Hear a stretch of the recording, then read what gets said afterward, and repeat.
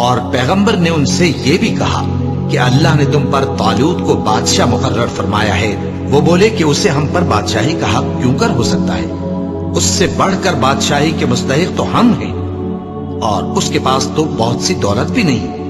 پیغمبر نے کہا کہ اللہ نے اس کو تم پر فضیلت دی ہے اور بادشاہی کے لیے منتخب فرمایا ہے۔ اس نے اسے علم بھی بہت سا بخشا ہے اور تن و دوش بھی بڑا عطا کیا ہے، اور اللہ کو اختیار ہے جسے چاہے بادشاہی بخشے، وہ بڑا کشائش والا ہے، دانا ہے۔ اور پیغمبر نے ان سے کہا کہ ان کی یعنی طالوت کی بادشاہی کی نشانی یہ ہے کہ تمہارے پاس وہ صندوق آئے گا جس کو فرشتے اٹھائے ہوئے ہوں گے۔ اس میں تمہارے پروردگار کی طرف سے تسلی بخشنے والی چیز ہوگی، اور کچھ اور چیزیں بھی ہوں گی جو موسیٰ اور ہارون چھوڑ گئے تھے۔ اگر تم ایمان رکھتے ہو تو یہ تمہارے لیے ایک بڑی نشانی ہے۔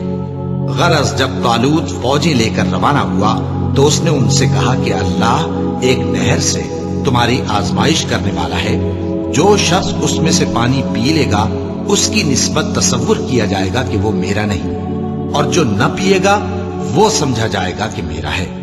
ہاں اگر کوئی ہاتھ سے چلو بھر پانی لے لے تو خیر۔ جب وہ لوگ نہر پر پہنچے تو چند آدمیوں کے سوا سب نے پانی پی لیا۔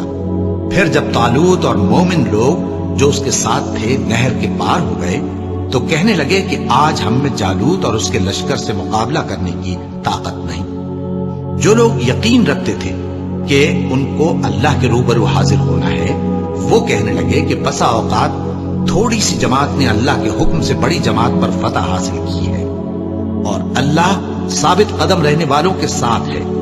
اور جب وہ لوگ جالوت اور اس کے لشکر کے مقابل میں آئے تو اللہ سے دعا کی کہ اے پروردگار، ہم پر صبر کے دہانے کھول دے اور ہمیں لڑائی میں ثابت قدم رکھ اور لشکر کفار پر فتح یاب کر۔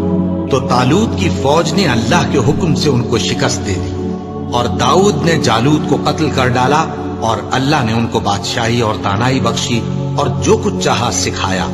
اور اگر اللہ لوگوں کو ایک دوسرے پر چڑھائی اور حملہ کرنے سے نہ ہٹاتا رہتا تو کرۂ ارض تباہ ہو جاتا، لیکن اللہ اہل عالم پر بڑا مہربان ہے۔